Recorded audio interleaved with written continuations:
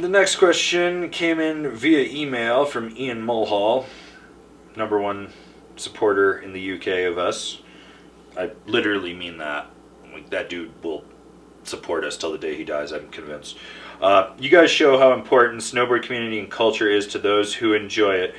But I was wondering, what has triggered such a resurgence in skiing? Why it seems a lot of companies are pushing it over snowboarding?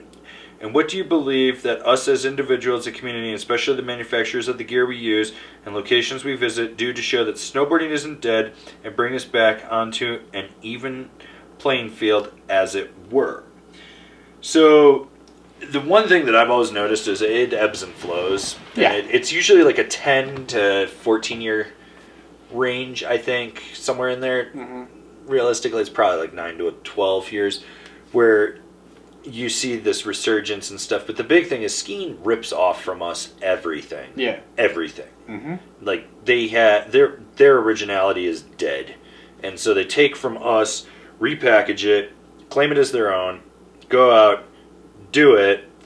And the other thing is age demographics. Yep, that's a huge part of it. So right now we are going to see a resurgence starting, but I think it's going to go for another 6+ years right now of guys our age, so mid-30s, that are having kids or have had kids, and the kids are now getting in, and their dad snowboards. I grew up snowboarding. This is what it's going to be.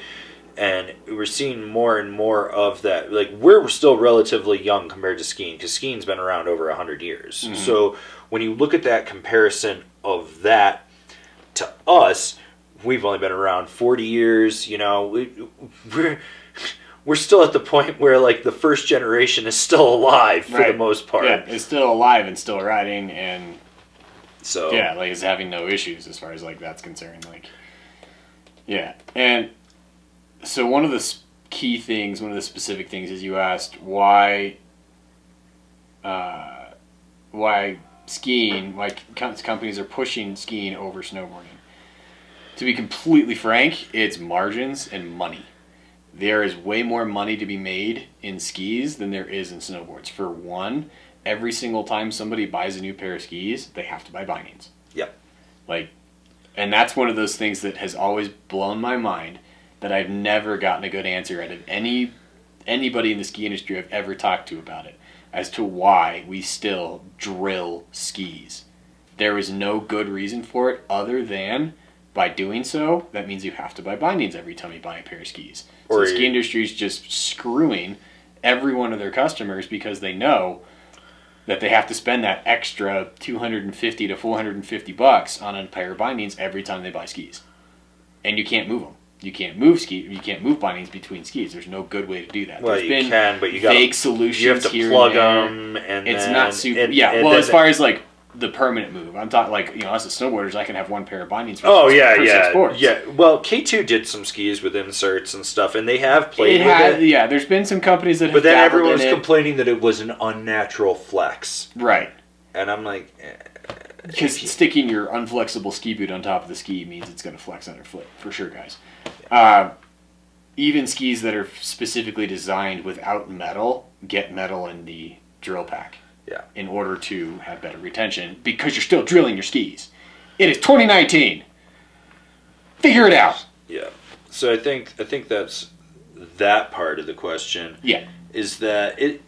And there's always been more money in skiing. Yeah. That's just how it is. Yeah, you should see the contest stuff that you get, like heli trips and cat trips. Yeah. Like, I barely get any of that stuff on the snowboard site, if I ever do.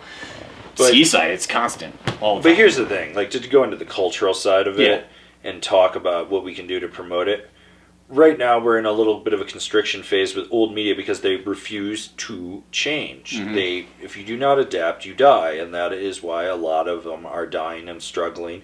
And the other thing is the advent of the internet. Like, they haven't figured out how to fully embrace snowboard influencers. They haven't figured out YouTube. They haven't figured out everything, and they're cutting marketing budgets when they're like, well, we did an ad buy with Facebook and we dumped $25,000. And I was like, yeah, cool. Did anyone buy your fucking product? Like, right. did they go snowboard more? You know, you're not selling that lifestyle. I think we're in this weird transitional phase, and this is something that I always constantly try to debate. Like, how do you bridge from media to pro to rep to everything in between to get more people stoked on riding. I think there's an answer in there somewhere, and I'm always constantly evaluating it and looking towards it, but I don't have a definitive answer right now, and I might not. That might be something that constantly always changes, like when you pick a line on a snowboard and how you're going down the mountain, and it's like suddenly something throws a wrench in your plan, and you're like suddenly hard right turn, to avoid a rock, or fat little skier kid that fell in front of you, although you should ollie over him and tap him. Yeah, preferably. But that's it. My best advice to keep the culture going or to keep growing the culture is just make it a goal. Every single person listening to this, make it your goal to get one more person on the hill. One person that doesn't snowboard, get them snowboarding once. Just get them up there once. And that's a success that winter. Get one more person riding. That's the best way, and you just keep riding. Keep riding. Keep your friends riding. Just keep snowboarding. Basically. That's it. I mean, if you can ride, go ride. Do it. Enjoy it. Enjoy every aspect of it. Like, I get what we're doing here is building a community as well as a snowboard network. And I think in the long run, there's some way to bridge like the mainstream media to the vlogger to the person in between. And I've got some ideas, and I'm working towards it. And I keep saying I'm going to do this announcement, and I just haven't figured out the right way to word it.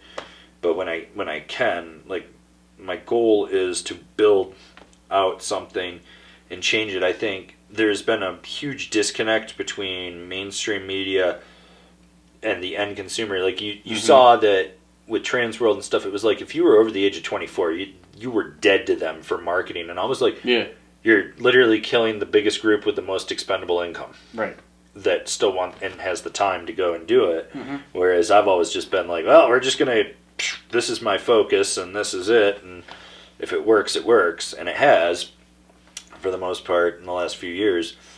But it wasn't always that way, and you go through that and through the motions to get to where you need to be. But I think realistically, we're actually on the start of an upswing, barring a global recession. I think we'll be solid. Yeah, I think so too. I think because after the constriction, you're always going to get growth. Yeah. So I think we'll start to see some more of that, and I think it's just a matter of the industry figuring out how they're going to have that tight-knit culture with with major media dead. That's where a lot of people latched onto for the culture. So whatever replaces that, however it is replaced, and then it will grow from there once you start to see the genesis of whatever it is.